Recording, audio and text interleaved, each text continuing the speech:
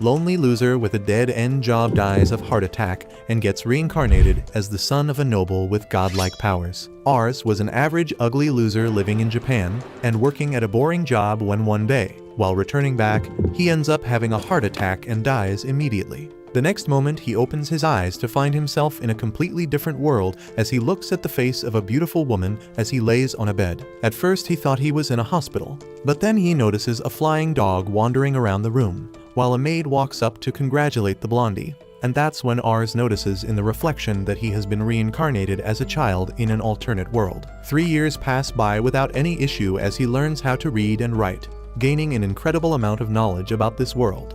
He learns that the kingdom where they live is called the Summerforth Kingdom, which used to be divided into 7 different kingdoms, before one of them waged war and captured the continent. Inside of the kingdom, he was born in the family of a noble lord of a small village town called Lamberg. He also learns that magic is practiced in this world, which excites him the most. But learning magic remains a dream for him because of his young age. His life is very luxurious as he lives in a huge house, has several servants who always take care of all his needs, while the in-house chef cooks tasty meals every single day. Another thing that is different about him is that he seems to have an ability which no one knows about. To test it, he goes down to the training hall where all the household guards and people with the ambition to join the ranks of soldiers come to train. Everyone seems very happy to see him as he sits down when he spots a man getting his ass handed to him while trying to learn how to fight with a spear. Ars uses his special ability which shows him the stats of any person he wants. He notices that the guy has D rank abilities with a spear and a sword, but he seems to have a B rank in archery. He immediately runs up to him and asks him whether he has ever tired using a bow and an arrow, which the guy doesn't take seriously and laughs it off, as he thinks archery is for cowards and women. Ars tells him that he should definitely try using a bow and arrow once, and the guy would have refused to even try it out. But because Ars was the future lord, he decides to follow his command and picks up a bow as everyone watches. He shoots the arrow, and to everyone's surprise, the arrow hits the mark dead center in the very first try. Everyone thinks that it was a fluke, so the guy starts shooting arrow after arrow, only to see that all of his shots are hitting the mark, making him realize his natural talent in archery. He thanks Ars, while everyone starts asking him how he knew this loser would be good at archery. But Ars doesn't want to reveal his powers, and claims that it's just instincts. The only problem with this skill is that he can't seem to see his own stats, which saddens him a little, but he moves on back into the house. Later at the dinner table, he sits down across from his scary-looking dad, and checks his stats only to see that he has a rank abilities across the board, and he is strong enough to defeat 10B rank swordsmen all on his own at once. Daddy asks whether he told the loser to try archery. Ars honestly replies that he did, and his dad simply tells him that it is a good thing for a future lord to be able to distinguish between talented and untalented people. After that dinner conversation, Ars starts learning more about how people rule and learns how twisted and ruthless the real world could be. The rulers of the Summerforth Empire seem to be completely corrupt, while farmers and poor people are revolting all over the area because of poor living conditions, while the politicians are working against the people by using police brutality and other underhanded methods, which makes this world the same as America. He realizes that if this keeps happening, the entire continent will be wrapped in a civil war, and he will probably be forced to lead his forces into battle. This thought truly scares him as he is not a warrior yet and doubts whether a person like him will be able to keep his family and the people of Lamberg safe and sound. The next morning, he sneaks out of the house and starts wandering through the streets of the village market. But even after wearing a cloak, people who easily recognize him as a woman start asking whether he is out shopping. Ars fat shames her and moves on as he starts looking for people with extraordinary abilities using his magic eye. He tries in on a bunch of locals, only to find that they are all a bunch of useless losers with no future prospects. After some time, he sits down as his eyes start watering because of using the magic abilities so much, when suddenly he hears a commotion. A door is flung open while a racist white woman throws a young man out on the streets, claiming that she has no work for the likes of him. He doesn't seem to have knowledge about this race, but notices that people are calling him a Malkin and claiming that he is filthy and disgusting. He suddenly remembers reading about them in a book which stated that these people belonged to a faraway continent and were purchased by the people of Summerforth as slaves. The young man simply sits on the ground hungry and defeated when Ars walks up to him and offers him a piece of bread. This surprises the man, who introduces himself as Ray, while the people standing nearby wonder why the future lord is trying to help a Malkin. At first Ray seems skeptical, but slowly takes the bread and starts hungrily eating it, while Ars uses his magic eye to check his stats. To his absolute surprise, this guy turns out to be a total baller, having multiple A and S rank skills, which reminds him of Lord Raven, his own powerful father, as he realizes that this guy is going to become one of the strongest people in this kingdom. His eyes start sparkling while Ray finds him creepy and starts walking away after thanking him. The future lord follows him into an alleyway, while Ray tells him to leave him alone, but Ars finally reveals that he is the son of Lord Louvent and offers him a job as his bodyguard, bribing him by promising tasty food. Ray ends up agreeing, and they both head back to Ars's house, where they sit down across the dining table as amazing dishes are presented in front of Ars, and he happily looks up at Ray, only to notice that the racist maid brought him an old plate with beans on it. She tells him that she can't serve a Malkin the same food as the future lord, and the butler tells him to get lost as soon as he is done with his food. Ars cannot believe the amount of racism in this country, but unlike a white American girl, he actually does something to solve the problem, and drags his chair beside Ray and also offers him to eat together. The maid and the butler try to intervene, but Ars tells them to shut their mouth as Ray is his guest. The maid immediately serves them more good food, which Ray is more than happy to eat. After that, he reveals that he used to work in a band of mercenaries who raised him since he was a small boy. But in a recent battle, all of them died, leaving him alone in this cold, ruthless world. Ars feels really bad for him and takes Ray into his father's chamber, telling him that he wants to hire this guy as his bodyguard. His racist father takes one look at Ray and denies permission, claiming that Malkins are good for nothing and have no real abilities. Ars stands up to his father and tells him that his instincts are saying that Ray has God-given talents that can't be matched by any average person in the entire continent, so his father agrees to give him a chance. He claims Ray will have to pass a test, which will be to defeat him in combat. Ars gets scared as his father is a total monster and one of the best swordsmen in the entire continent. He tries to say that it won't be a fair match, but his father disregards him and starts walking towards the training ground. He calls for a pair of wooden swords, while the guards and other people in the ground start calling Ray the M-word. Raven tells them the rule, which are that if Ray is able to land a single hit on him within the given time frame, he will be hired as a guard, but if he can't, then he will leave the village immediately. The timer is set, and the battle starts as Raven rushes ahead with a powerful slash, which Ray dodges, but realizes that even with a wooden sword, that attack might have killed him. Raven then attacks once more, which is blocked by Ray, who still can't believe how strong and fast this lord is. Big Daddy keeps going on the attack, while Ray simply blocks and parries, which scares Ars, but he notices that everyone else seems to be surprised, as no one else has ever been able to withstand even a single attack from the Lord. Raven goes all out with his attacks, and manages to hit Ray on the shoulder, forcing him on the ground. But to everyone's surprise, he gets back up again and decides to go all out. As his expressions turn serious, he rushes towards Raven, who tries to counterattack, but Ray dodges and slides beneath him, only to attack from behind, using the sun rays to his advantage, which blinds the Lord. Even after that, Raven manages to block the attack, but this is the first time anyone has ever tried to land an attack on the Lord.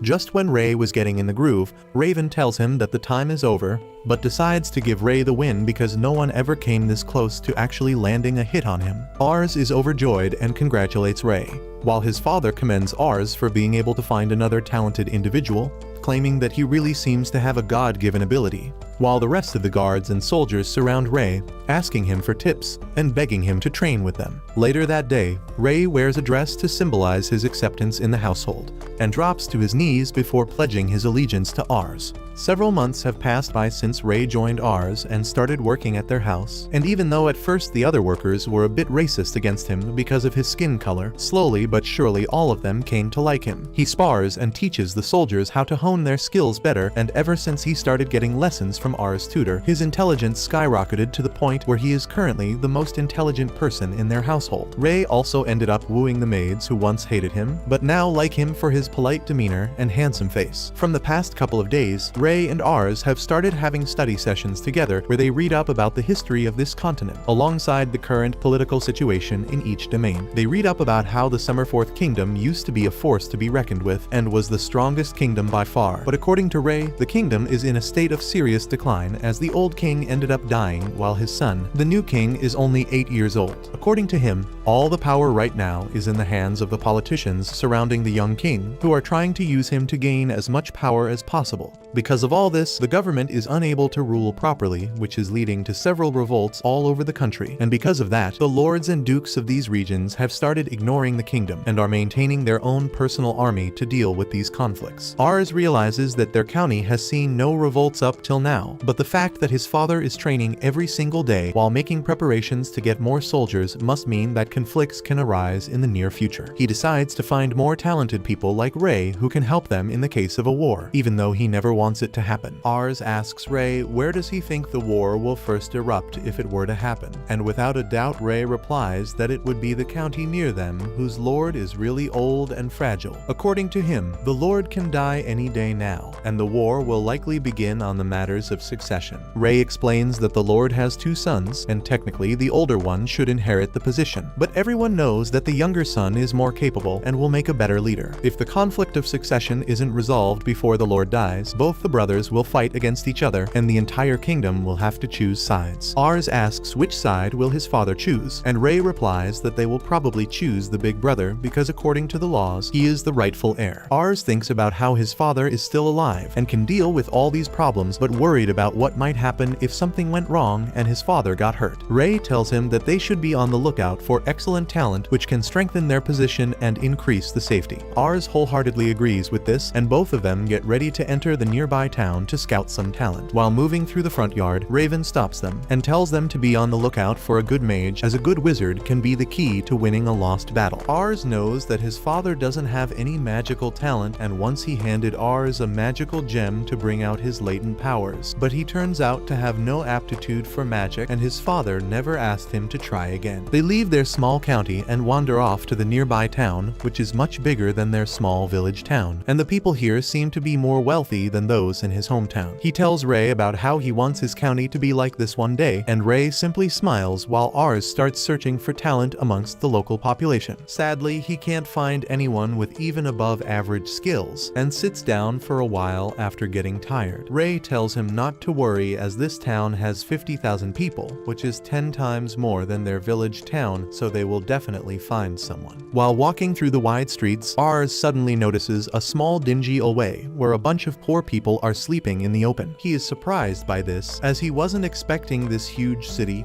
with so many rich people to have such poverty. Ray gives him a life lesson and tells him that every place that has a lot of rich people will have people living in extreme poverty, which makes Ars reconsider his dreams of making his village town like this city. A little while later, they enter the main market and Ars's eyes start sparkling as he notices so many things being sold. Suddenly, he hears a man claiming to sell dragon eggs imported from a different continent, and Ars is immediately sold on the idea of having a pet dragon whom he can ride whenever he wants. He immediately asks the seller how much they cost, and with a sly smile, the seller replies that he will sell these extremely rare eggs for a price of 1 silver each. Ars immediately tells him that he will buy 3 and starts shuffling through his bag to get the money, when Ray pushes him back and puts a dagger on the seller's throat. He tells the seller that he dared to sell a noble counterfeit items which should be punishable by death, but the seller tells him that he didn't do anything wrong. Ray claims that he can't have these eggs imported officially or legally, as from the past 1 year, the import from other continents have been banned, which means that either he is lying or these items have been smuggled illegally. Moreover, dragon eggs are extremely rare, so how did a lowly idiot like him get so many of them?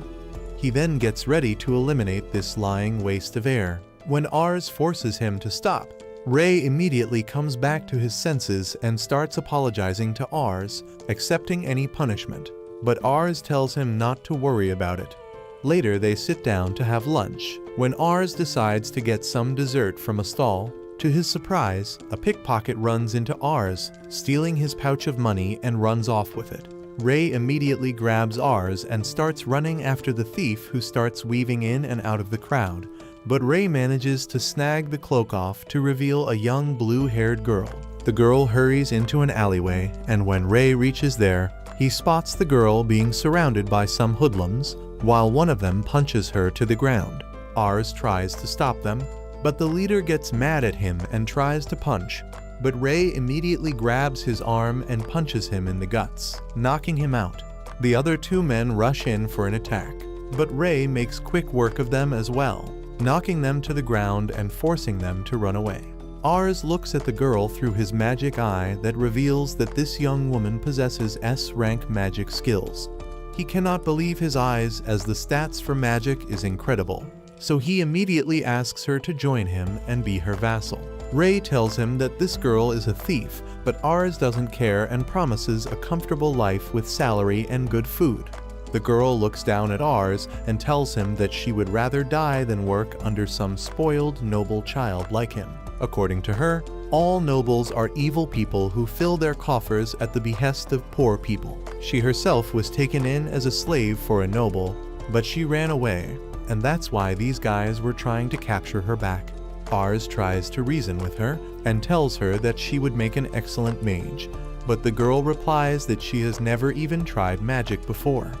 Ray realizes that it's a lost cause and asks the girl to return the pouch bag, which she does without arguing. Suddenly, a bunch of small kinds enter the alleyway and start huddling around the girl, as it turns out that she is taking care of these orphans and feeding them. Ars feels bad and gives her the pouch, and they soon leave as the evening sets. Later that night, Ars sits on the balcony, wondering whether he will ever find such talent again, when they hear a bunch of kids crying and screaming for the thief girl. They immediately head down to ask the kids what happened, and they all cry about how 3 men attacked and took Char with them. Meanwhile, Char is taken to the other side of the city, where the goons throw her down on the floor in front of the slave trader. They start beating her up, but she takes all the damage without letting down a single drop of tear from her eyes. The slaver tells the goons to be careful with her face, as the perverted noble who wants to buy her wants the face to remain as pretty as possible. The goons promise to be careful, but one of them spots the pouch of money that Ars gave her, so he takes it off, only to find out that it's loaded with money. Suddenly, Char gets up and snatches the pouch back from the hooligan and tries to make a run for it. But the goons are faster and manage to catch her again and pin her to the ground. The slaver tells her to accept her fate, as even if she manages to escape, she will simply live a life of misery, always running away, and will die a horrible death. Before he could break her spirit any further, the door swings open violently, injuring the man guarding it as Ray enters the room, blocking the first punch and dealing with the next 2 goons with extreme ease, as he throws his knife at the guy standing next to the trader. The slaver immediately tells everyone to stop, so they can talk, but Ars ends up running into the room and asks Char if she is fine. The girl seems to be surprised to see him here, while the slaver realizes that this little kid seems to be a noble because of the way he is dressed and the way he talks. The slaver calmly asks what he could do for him, and Ars replies that he wants him to free the girl at once.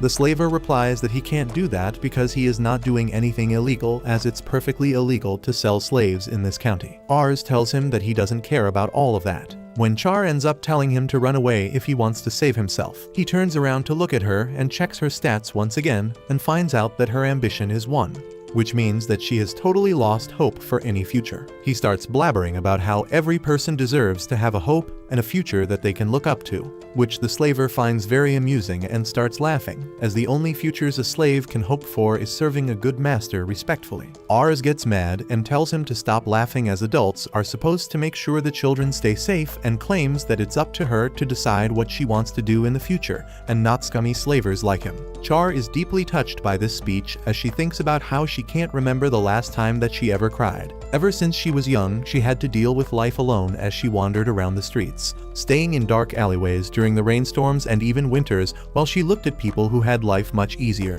She was forced to steal to make ends meet, and even then she couldn't sustain herself or anyone else, no matter how hard she tried. Watching someone stand up for her made her emotional, as tears starts flowing down her cheeks. The slaver has had enough though, and claims that he was talking very respectfully because the kid was a noble. But now he is interrupting business for no good reason, and he is a little too early to be this woke. A bunch of goons come down the stairs and gather around them as he threatens to hurt them. But Ars simply looks at Ray, who tells him not to worry as everything is under control.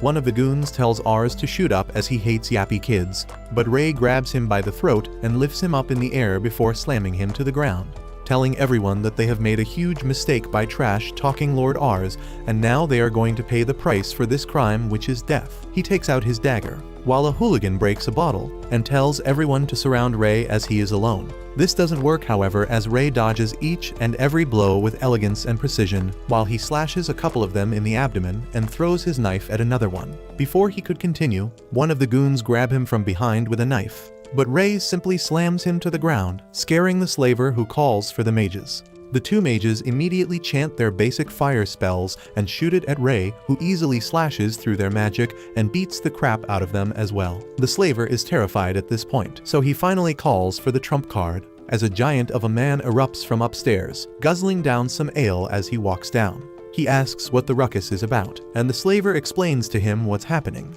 which angers the man as he gets ready to kick these people out. Char tells Ars that this guy is a giant problem, and that he should run away, but Ars checks his stats, and tells Char that it should be an easy match. And just as he said, Ray easily dodges the first attack by hanging from the chandelier, and then jumps down to kick him in the face.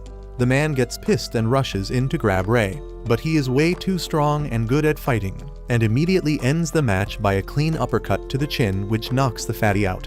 The slaver is pretty scared by now, and tells them that what they are doing is illegal. But Ars takes out a pouch filled with coins and tells him that he will buy her. The slaver claims that he already sold the girl to another noble, but Ray steps in and tells the slaver that they are taking the girl anyways, so he can take the money if he wants or stay penniless and deal with the other noble. The slaver ends up folding at this threat and accepts the money, legally selling Char to Ars.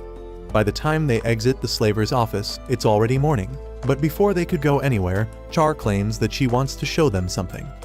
She takes them up to a hill where Ars struggles to walk, looking just like me, but finally reaches the summit only to see the most beautiful view of the town. She claims that this was her secret place to come whenever she felt down and wanted to show them as a token of gratitude. Ars takes in the gorgeous view, while Ray hands her a magic locket to test out how strong her magic is. She puts it on her neck and warns them that she doesn't think she has any magic as she has never tried it. But the moment she chants the spell, a huge wave of mana surges out of her, creating a massive fireball that explodes in the sky, stunning everyone in the town, including Ars and Ray. After that, she meets up with the orphan kids once again, and promises to visit them as soon as possible before leaving on a journey back to Ars's home. After they finally reach back, Ars meets with his father, who at first thinks that Ars got a new dishwasher. Ars tells him that she is an excellent mage and will prove effective on the battlefield, but his father rejects her, claiming that women belong in the kitchen, not on the battlefield.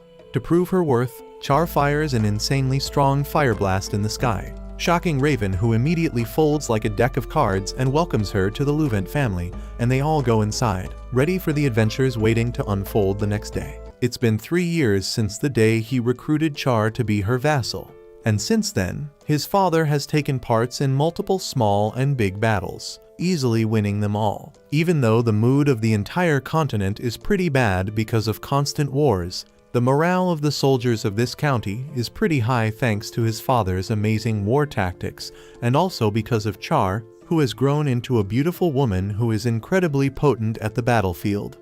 No one believed that a single mage can turn the tide of the war, and ever since then, Raven has started recruiting more mages under her tutelage so that they can strengthen their standing army. Moreover, Ars now has 2 younger siblings, a boy and a girl, both twins. He checked their stats and saw that even though they are very young now, they have a couple of A and S rank abilities. Ars has since been looking for more talent, but has been out of luck for a while. But Ray tells him that he has found some information about 2 hunter brothers who are supposed to be pretty highly skilled. Ars gets excited immediately and tells him that they should head over to meet them and check whether their abilities are for real or not. A little while later, he heads out to the forest alongside Ray to find the small hut in the forest where the hunters live when they are intercepted by Char, who is sitting atop a tree branch eating a sandwich. Ars tells her that they got some information about a couple of hunters who moved into these woods recently, and they are just heading out to meet up with them. Char tells him that she is free for the day, so she will also go with him as his escort to make sure he stays safe, and that she definitely does, as she puts him between two airbags to make sure he is protected in the case of a crash. While Ray gets jealous and tells her that maybe she should walk because the horse is being strained by so much weight. She tells him that she has been fighting in wars and getting results, so maybe he should show him some respect. While they were bickering, some bushes start rustling and a wild boar appears out of nowhere, scaring the horse, but is immediately shot down by an arrow.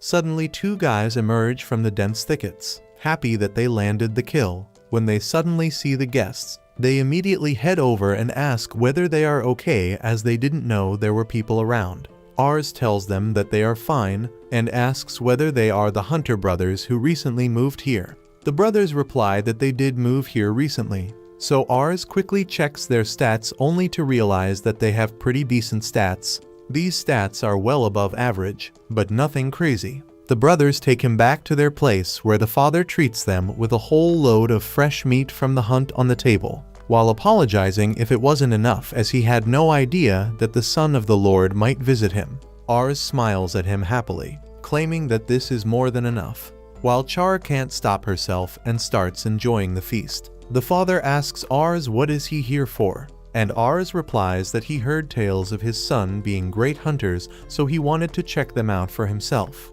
And after analyzing them, he claims that he wants them to join the Louvent County Army, as they can be of huge help there. The father is beyond happy, as he can't even believe that his sons can get the chance to become a high-ranking soldiers. While Ars was asking about the youngest son, Char notices that a small boy tries to steal a piece of bread and quietly runs away.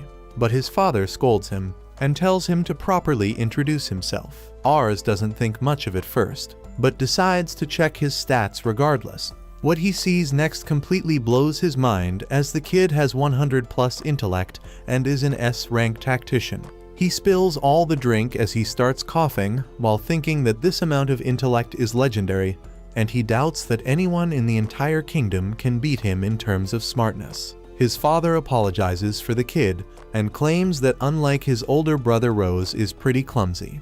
But Ars's eyes are starry as he looks at him and claims that he definitely wants to make Rose his vassal. This shocks the old man as well as his sons, who can't believe it. The father tells Ars to reconsider, as Rose will just be a nuisance, but Ars walks up to the child and excitedly asks whether he would like to be his vassal and work for him. The kid looks up with fear, as he thinks that these people are going to force him to take arms and fight in battles. He starts crying and immediately refuses, claiming that he will end up dying easily. His father scolds him for talking this way to a noble, but Rose simply runs away and hides inside his room. Ars is sad because he keeps getting rejected all the time, but the father apologizes to Ars, claiming that Rose is no good, as ever since his mother died, Rose has kept himself shut off inside the room alone, and unlike his brothers, he never practices archery or wood splitting, making him a bad hunter. Ars tells the dad that physical strength is not everything, and that unlike his brothers, he has an incredible amount of intelligence, which will make him an excellent tactician. Ars doesn't want to back off, and tells the old man that he will try to convince him once more. He enters the room where he spots the young boy reading a book. But as soon as he sees Ars, he starts crying again. Ars tries to calm him down, claiming that he will never harm him, and asks whether he likes to read books. The kid replies that his mom used to read him books, but this is the only one they have, so he keeps reading it whenever he remembers her. Ars decides to sweeten the deal a little bit and promises that he has a giant library in his house where he can find every single book imaginable. This entices the young boy, but he asks whether he will let him take one book, and Ars agrees.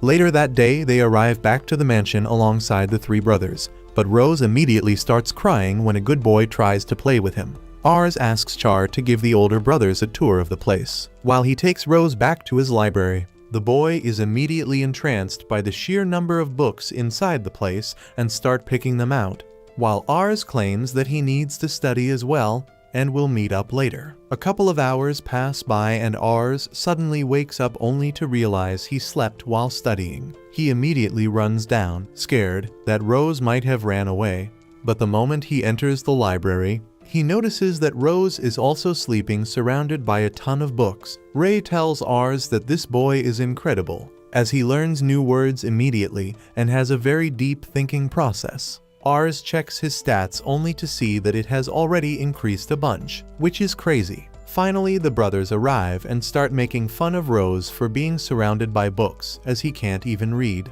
This surprises Ars, who asks what are they talking about, and the hunters reply that apart from their mother, no one knew how to read as they are hunters, and Rose only heard stories from his mother when she was alive, but she never taught him anything. Rose finally wakes up and Ars asks how did he learn how to read. Rose replies that he learned how to read by simply listening to what his mother was saying and matching it with the shapes on the book. This really shocked the brothers, who tell him that he was only 2 years old when that happened. So how can he remember?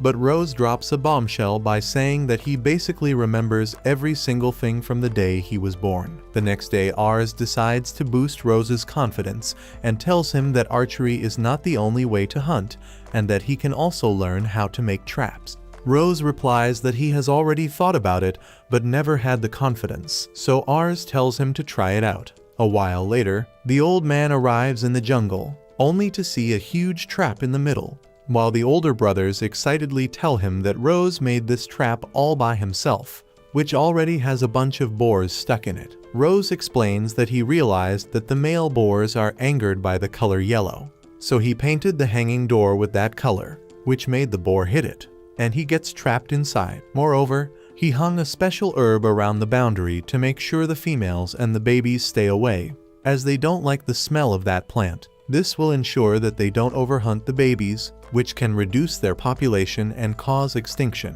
He excitedly looks at his dad for approval, but doesn't get any, which saddens him even more. That night, he sits down in his room alone, blaming himself for his mother's death because after giving birth to him she got ill. He cries in the room alone when he overhears his brothers and his father climbing atop the roof to have a drink. The brothers ask why his father was so strict with Rose, and the dad starts crying, claiming that it's all his fault for always being strict with him, just because he was bad at hunting. He claims that he is being cold to him right now because he wants Rose to hate him, so that he feels like he doesn't need his dad, and leaves for Lord Ars's place where his abilities will be rewarded greatly, and he will live a happy life. Rose hears all this and cries, realizing that his dad loves him. The next morning, Ars comes to pick the older brothers up, thinking that Rose would never agree to come. But to his surprise, the little boy rushes outside with a huge bag. He tells his dad that he can never hate him and promises that he will become a great man.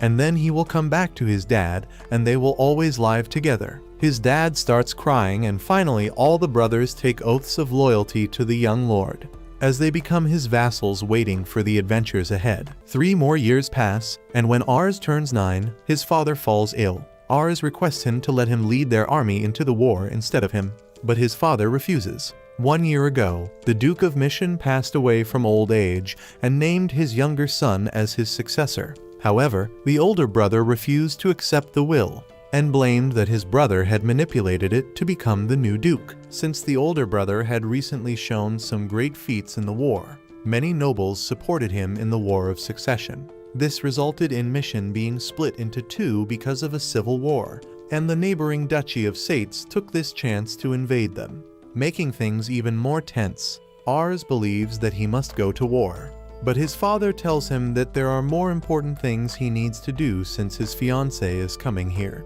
Ars freaks out on hearing about a fiancé, and his dad remarks that he must have forgotten to tell him that he was engaged before even being born.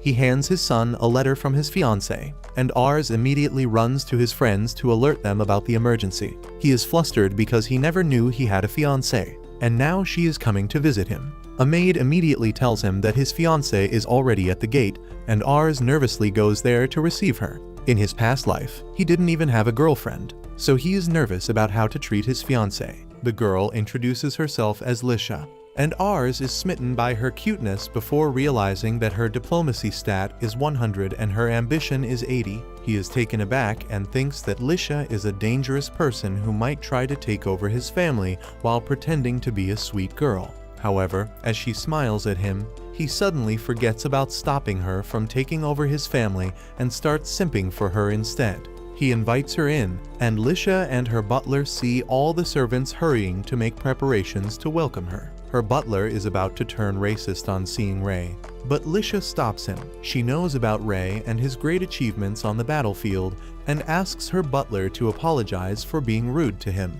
The butler apologizes to Ars, who says that it is fine. After that, the maids gift Lisha a bouquet of roses to welcome her, and she cheerfully accepts it. She walks around the house, complimenting it and politely greeting all the servants there. Ars can only stare at her in awe, unable to understand her true intentions. Soon, they sit for dinner, and Lisha points out that he has some sauce on his face. Ars is flustered and quickly wipes it, while thinking that Lisha is really good at communication, and even he can make small talk with her effortlessly. She is super cute too, and if he had not seen her high diplomacy and ambition beforehand, he would have already fallen in love with her. Lisha then remarks that she saw the city of Lamberg on the way, and it appeared quite lively to her. Ars says that he would have loved to show her around if the weather was clear, and Lisha tells him that it will be soon. Almost instantly, it stops raining and the clouds part, giving way to sunshine. Ars freaks out and asks Lisha if she can control the weather by any chance. She denies the allegations and says that she just saw the clouds on her way here and figured out that they would pass quickly. Lisha asks Ars to show her around the town now that the weather has cleared, and he is more than happy to do that. They head to the market, and everyone greets Ars and asks him about the girl with him. He introduces her as his fiancée, and the ladies immediately start spreading around the good news. Ars soon comes to a place where two merchants are fighting because one of them delivered the wrong type of magic stones to the other. Ars thinks that he must resolve the fight as the heir of this territory, otherwise Lisha will declare him incompetent and usurp the territory. Suddenly, Char comes there and offers to one-shot the two merchants to silence them for good, but Lisha tells her that she can't. She immediately identifies her as the legendary magician and claims that she is a great fan. Lisha butters Char up and asks for a handshake and succeeds in winning her over. After that, she asks Ars to let her handle the conflict in exchange for a small favor from him, before he can even make up his mind about her request. Lisha is already in front of the two merchants and asks them to stop fighting lest they ruin their handsome faces. She introduces herself as Ars's fiancée, and the men stop fighting and congratulate her. Lisha then tells the magic stone merchant to sell his sound magic stones to her because they don't have them in her territory. She also offers the second merchant to buy the fire magic stones he needs at a low price from her territory because they have a volcano there. She says that it is the perfect solution for them, and gives Ars all the credit for coming up with this idea. The merchants believe her and thank Ars. Woe takes this chance and asks them to always keep written documents about the deals they make. After everyone disperses, Ars thanks Lisha, and they resume their tour. They are returning back home in the evening, when Lisha wants to cash in her favor from before. Ars nervously waits for her favor, but Lisha just wants to know what kind of girls he likes. He is stunned because he really doesn't understand what her true intentions are. He knows that her intelligence is far superior to his, but he is ready to take his chances. He tells Lisha that he likes people who are honest and truthfully express their intentions. She simply smiles and says that she will take it as a reference. That night, they have a nice dinner, and then Ars goes to sleep, still wondering what his fiancée's true intentions are. As he lifts his bedsheet, he is shocked to find Lisha hiding there, but she asks him to be quiet. Ars says that she is in the wrong room, but Lisha tells him that she came here on purpose to surprise him. She refers to their conversation where he told her that he likes honest people, and she wants to talk honestly to him now. Ars pours them tea to start the conversation, and Lisha asks him what he thinks of her. He spits out his tea because of the sudden question, and asks her what she means. Lisha reveals that she has a skill that can allow her to see a person's emotions even when they are hiding it. When she met Ars for the first time, the emotion she read on his face was doubt. Lisha claims that she tried to be friendly to him to lessen his doubt, but it only grew, and he even asked her to be honest with her. She asks Ars what exactly is he suspicious about, and he realizes that all this trouble started because he had a look at her status. He decides to be honest with her, and reveals that he can see the various attributes of other people. He saw her high diplomacy and ambition,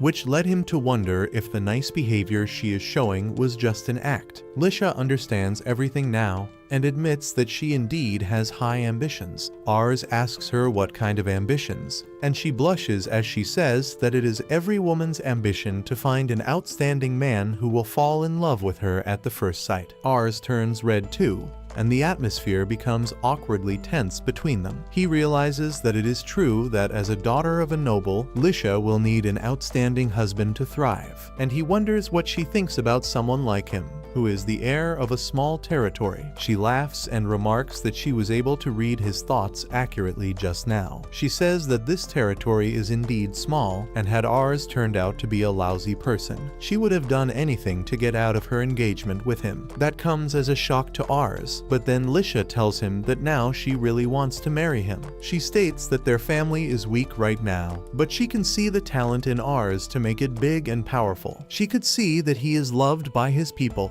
and everyone was genuinely happy when they learnt that he had a fiancé. Lisha claims that it was enough proof that he is an amazing man, so she has fallen in love with him. Ars turns red on hearing that, and then she wishes him goodnight as she returns to her room. He freaks out once he is left alone, and realizes that Lisha's ambition was really cute. Outside his door, Lisha is also still flustered about the bold actions she took by sneaking into a boy's room and confessing her feelings, but she also feels really happy about it. The next day, she returns back to her territory, thinking about how the world of nobles is a foul place full of greed and lies. The nobles will use any method to pull others down and rise up. Lisha has always been troubled by her ability to read other people's emotions, because their emotions were always nasty. She thought her ability was a curse until the day she saw a woman happily married to a strong and prosperous man. That day, she realized that if she also gets to marry a man of outstanding power and reputation,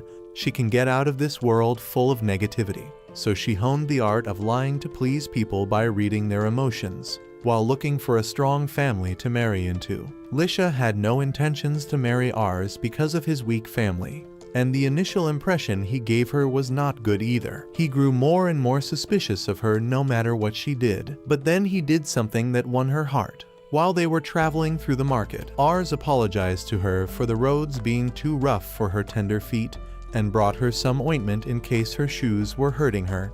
That was the moment Lisha realized that Ars was an incredibly kind person, and coupled by the respect he commanded from his people, she immediately thought of him as her ideal man. She fell in love with him at that moment. Now, Lisha thinks that Ars is capable and strong, but he is also kind, and she cannot let that become his weakness. As someone who will one day be the closest person to him, she swears that she will destroy all obstacles that come in the way of their happy future. After their first meeting, Ars and Lisha begin to exchange letters frequently. Ars felt a little anxious because he had never chatted to a girl in his past life like this. However, he can manage to flirt a little with her in the letters. Lisha visits him again, and he gifts her some flower seeds because she liked the flowers. She thanks him, and then reminds him that he has not given her an answer to her confession yet. Ars is flustered, but she tells him that he can take his time because she will work hard to make him fall for her. They keep talking through letters, and a brief period of time comes as the War of Succession stops. Ars's father also starts getting better. More than that, he wants to tell her that he has fallen in love with her too. Some time passes and Lord Raven's health starts getting worse and worse, as the doctor comes out of his room and tells young Ars that maybe it's time that he starts preparing his mind for the worst to come. Ars feels really anxious about this whole situation. Meanwhile, the current ruler of Mission ends up getting assassinated by a soldier who stabs him in the back like the Mad King and then tries to run away. Unfortunately, the assassin ends up getting cornered, so he ends up jumping out the window and takes his own life. The next night, this news reaches Lord Raven, who reads the letter in front of his loyal council. and then asks Rose about his opinions on this matter. Rose explains that now that there is no one sitting at the helm, according to him, a deadly war between the two sons of the late Lord is inevitable, and they should start preparing their forces as well. Raven thinks about the situation and claims that now the county chief in which mission comes will have to choose and support one of the sons in this matter of succession. And most probably the county chief Lumi will choose the older son over the younger one. This means that no matter what happens, they will also have to support the older son as well. But the moment Raven tries to get up, he falls back down on the bed unconscious. A couple nights later, the summon letter finally comes to the Louvent family ordering the Lord to present himself for the council. Ars reads the letter and tells Ray that his father is in no fit state to visit the county himself, and Ray agrees as he tells Ars not to worry. He tells him that he will leave the next day alongside Char to meet with the county chief, but Ars tells him that he will accompany them as well in his father's stead. The next morning, they reach the county of Canar, which takes Ars by surprise as he never thought a place this big can be held by a single lord. They walk up to the castle gates where they are stopped by the guard. Ars hands him the letter sent by Lord Lumi, claiming that he is here to represent the Louvent family. The guard seems a bit skeptical, but he immediately ends up recognizing Char as the Fire Princess and Ray as the Grim Reaper of the Louvent family. The guard immediately accepts them inside the castle and starts leading them to the meeting hall, but they end up meeting with one of Lord Lumi's vassals called Ren. He seems to be a well-rounded guy with above-average stats in all categories. He greets them warmly and claims that he never expected to see the little lord instead of his father, before he turns towards Ray and Char, asking them whether they would want to join Lord Lumi as his vassals. This scares Ars a bit, but his vassals are loyal, and they decline the offer. Soon Ars enters the meeting hall and immediately starts feeling like a fish out of water because of the intense atmosphere, so he simply takes a seat at the table. One of the old guys remembers Ars from when he was a child and offers him some cookies while the fatty looks at him with disdain. Suddenly, the door opens and all of them stand up as the Lord of Canar enters the room alongside Ren. Ars immediately starts peeking at the stats of Lord Lumi and realizes that as expected the Lord seems to have very high stats and abilities. Even though it is nowhere near his father's stats, Lumi's trustworthy counsel in Ren gives him all the attributes he lacks. According to Ars, together, both Lumi and Ren are probably going to make the best decisions for the country. The Lord tells the other lords to stay seated, as he explains that the ruler of Mission was murdered, which means that a bloody war is at hand. He tells them that he called all of them out to make it clear that they are all going to support Lord Curran, the older son over the younger son. And if anyone has any issues, they should speak now. Both the old guy as well as the fatty immediately claim that they have no problems with it. Ars also follows their lead and promises to support the older brother in the upcoming war. The Lord continues by saying that all of them should have a standing army at hand, because he fears that the neighboring county may try to take advantage of this situation and attack them. If this happens, they will have to make sure they have enough troops to defend. After that, he dismisses the court, but before leaving, he walks up to Ars and praises him for attending the council in his father's stead. Lumi claims that even though the territory of Lamberg is very small, in recent years they have been acquiring some unbelievable talent, which has resulted in them becoming one of the strongest forces around. He tells Ars to keep up the good work and moves out. Before Ars could move, however, the fatty stops him and introduces himself as Lish's father. He tells Ars that his daughter has been very upset lately because he is not returning her letters anymore. Suddenly Ars remembers that he wanted to send her a reply, but every time he sat down to write, something or the other interrupted him. The fatty claims that he knows his daughter was really smart even since a young age, and because of that, he didn't put a lot of attention on her. Because of this, she started spending more time in the court and learned all the tactics and deceit from the politicians. He finally tells Ars that he was skeptical at first about this boy lord who she wanted to marry, but now he is convinced that Ars can handle her, and he apologizes for glaring at her. Ars apologizes back and promises to write back to her. Back at the Lamberg territory, Lord Raven praises Ars for attending the war council, and calls him a grown man for taking that step. This really makes him happy, but he knows his skills are still very weak, so he starts training every day with Ray. Sadly, even though everyone is improving, he can't seem to improve at all. Ray tells him to take a break, but he refuses as he knows he can't take any chances. He remembers how during every mock battle he was soundly and badly beaten, as no matter how many books he might read, he can't defeat anyone with actual practical experience. Suddenly Rose runs into the yard and gives Ars a letter. The letter turns out to be from Lord Louvent, alerting everyone that the neighboring county is invading the old lord's territory and they need to march against them. This really scares Ars, but he knows his father is not fit to lead an army, so he calls his troops and tries to give a speech. Suddenly, his father appears behind him and claims that he will lead the troops. And when Ars tries to protest, Raven simply replies that he isn't a warrior yet. To prove it, Raven brings a prisoner on death row and tells Ars to watch the execution, promising that if he can remain calm, he will let him lead her troops to battle.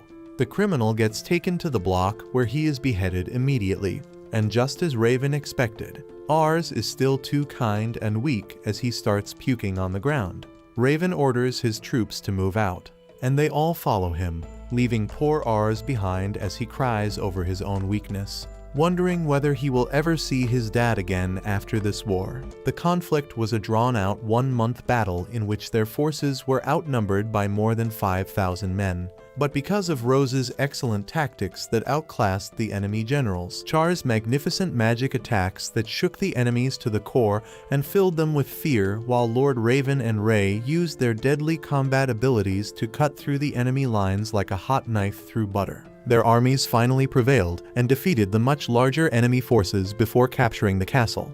After a month-long conquest, Lord Raven and his bannermen returned home 4 days after Ars's 12th birthday. His wife and the 2 younger kids stayed by their father's side as his condition worsened, scared that they would lose their father. By the time night fell, Ars came back bruised and battered towards his father's chamber and asked Ray about the condition of his father. Ray explained what's up with his dad and how bad his conditions are before asking whether someone hurt Ars. He simply replied that he got the injuries while training and that it's not a big deal. He feels sad because his father was forced to lead the conquest, even after being so sick, just because Ars was not ready to do so. Ray assures him it's not his fault because he is still very young, but it doesn't matter to Ars, who thanks him for kind words before turning back. Char tells Ray that she heard he has been training ever since they left on the conquest, and his behavior has changed. He has stopped laughing and has forgotten everything as he trains day and night against people stronger than him in hopes of becoming better. Suddenly, their thoughts are broken by a knock at the door, which Ray gets concerned about because it's so late, who it is only to find Lisha alongside her butler waiting in the front door. She seems very concerned and apologizes for coming in so late, but Lisha straight up asks whether Ars is okay. She claims that ever since the conflict started, his letters have become weird. Earlier, they used to be full of emotions as he talked through the letters, but nowadays his letters seem more or less a formality as there are no emotions in them. Ray apologizes from his behalf and tells Lisha not to think badly of him as he has his own reasons. But Lisha claims that she is not upset, but she is just worried about Ars and asks what's up. Ray decides to tell Lisha about all the things that happened involving the execution and how he blames himself for his father's declining health because he wasn't strong enough to take control of the situation. Lisha feels really bad for Ars and decides to go check out on him, but the moment she reaches the training ground, she hears sounds of a very intense sparring match between 2 people. She opens the door to peek inside and notices Ars fighting against one of the soldiers, but he doesn't seem to be strong enough to overpower him. The soldier asks Ars to let the matter rest for today as his body is not in the shape of fighting anymore. Lisha was also going to call him out and tell him to stop. But suddenly Ars gets up on his limping feet and declares that his father was in a worse condition when he was fighting through the war, so it's the least he can do as his son. Hearing this, Lisha changes her mind as she realizes how determined Ars is right now. She turns around to tell the others that they should leave him alone for the time being. Suddenly, a maid comes running and tells them that Lord Raven has regained consciousness and wants to talk. Rose cries happy tears and claims that he will inform Ars, but the maid tells them that the Lord has instructed her to only bring the 3 of them first. Ray, Char, and Rose follow the command and enter Raven's chamber, where they find him sitting weakly. He thanks them for dealing with him on the battlefield while he was sick. He then asks them about their lives in his house and whether they like it here. Ray replies that compared to his old life, this place feels like heaven to him. Rose agrees with the sentiment, claiming that he loves it here, while Char replies that this is the only home that she has ever known. He thanks them for being with his family, even though when they first came Raven wasn't very interested in making them his followers. Ray was a person of color, Rose only 5 years old, and Char was a measly girl, but they all have grown up and proved their usefulness to the Louvent family. He claims that Ars is not yet strong enough to face the battlefield right now, and thrusting lordship upon him at such a small age will be very cruel. But he doesn't think he has any other options now. Standing on the death's doorsteps makes you realize how many things you have left undone, as he regrets not taking Ars to the battlefield before to show him the cruel reality of this world. He always tried to shelter him from the tough cold world, thinking that he could protect him. But now it's too late, as he doesn't think he will survive a lot longer. He talks to them as a father and not as their lord, as he begs with them to support Ars from now on when he can't, and bows in front of them. Tears start falling down Rose's cheeks as he claims that he will study as hard as possible and make sure to help Ars with every single problem that arises. Char claims that he doesn't know anything about leadership, but she wants to help Ars realize his dream of creating a utopia, as she has full faith in him. Ray speaks up and claims that his life was nothing before he met Ars, as he gave meaning to his life, and promises to fight alongside Ars as his sword and shield till the day he dies. They all thank Lord Raven for entrusting them with this task and take their leave. After that, Lisha is called in as the other three leave, and this is the first time Lisha is meeting with Lord Raven. He apologizes for meeting her in this condition and claims that even though she hasn't met him before, he has met her before. It was years ago, when her mother died. Raven also went in the funeral, where he saw Lisha as a young girl crying in grief like any other person would. But when her younger brother started crying because he was hungry, Lisha immediately wiped her tears away and gave her brother some cookies to eat. It was that day Raven realized how kind she was and decided to offer a betrothal to her father with Ars. He begs her to be with Ars during his time of trouble and help him manage the territory. Lisha starts crying as she tells him how hard Ars is trying to be like his father, which brings a smile to his face as he claims that she seems to be truly in love with him. She leaves the chamber only to find Ray looking solemnly at the moon, and after getting out of eyeshot, he bursts out in uncontrollable tears, seeing the condition that Lord Raven was in. A little while later Ars was called in, and he came in with a bunch of medicine. As he starts telling his father about all the research he has been doing regarding his condition, and also claims that he might have made some breakthroughs. Raven tells his son to sit down beside him as he starts talking to him like a father and tells him his story. He claims that he was from a poor territory where the lord was extremely corrupt and taxed the poor farmers heavily. Tired of all this, Raven ended up running away from his home and territory and reached the main town, where he saw the mayor for the first time in his life. The mayor looked magnificent on his horse, and ever since that day Raven decided to make something out of the cards he was dealt and started learning how to swing a sword on his own. Soon enough he became good at it and ended up distinguishing himself in several battles, which slowly resulted in him being promoted to the status of a lord of the territory of Lamberg, and that's where his life truly began. He tells Ars not to blame himself for this situation and claims that he must need to be strong and take care of the people in this territory. Ars starts breaking down but pulls himself together and promises to be a just and good lord when the time comes, and to protect his people and his family from all harm. After that they ended up talking through the entire night as father and son, and by the time the next morning came, Lord Raven was no longer around to take care of his family. The funeral was held that evening, and almost all of Lamberg came to attend the passing of their just and good lord. He called his siblings near him to comfort them before giving his respect to the funeral with the flowers.